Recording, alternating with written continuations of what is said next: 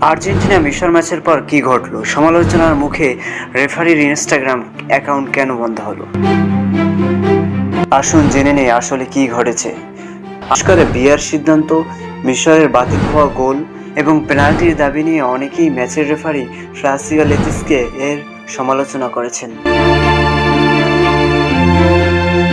সামাজিক যোগাযোগ মাধ্যমে হাজার হাজার সমর্থক রেফারির সিদ্ধান্ত নিয়ে ক্ষোভ প্রকাশ করেছেন। এরপর খবর ছড়িয়ে পড়ে যে তীব্র সমালোচনা ও অনলাইন হয়রানির কারণে রেফারি তার ইনস্টাগ্রাম অ্যাকাউন্ট সাময়িকভাবে নিষ্ক্রিয় বা ব্যবহারকারীদের জন্য অদৃশ্য করে দিয়েছেন। যদিও এ বিষয়ে রেফারির পক্ষ থেকে আনুষ্ঠানিক কোনো বিস্তারিত বিবৃতি প্রকাশ করা হয়নি। অন্যদিকে ফিফা জানিয়েছে যে ম্যাচের গুরুত্বপূর্ণ সিদ্ধান্তগুলো বিয়ার প্রোটোকল অনুযায়ী নেওয়া হয়েছে এবং রেফারিদের বিরুদ্ধে পক্ষপাতিত্বের অভিযোগের কোনো প্রমাণ তারা পায়নি। তবুও সামাজিক মাধ্যমে বিতর্ক এখনও থামেনি।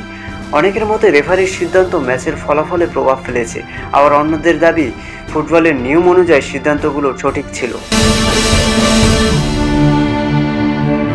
এখন প্রশ্ন হলো, আপনার মতে এই ম্যাচের রেফারির সিদ্ধান্ত কি সঠিক ছিল, নাকি মিশর সত্যিই অবিচারের শিকার হয়েছে? আপনার মতামত অবশ্যই কমেন্টে জানান। ফুটবলের এমন আরও নিরপেক্ষ বিশ্লেষণ পেতে আমাদের সঙ্গে থাকুন।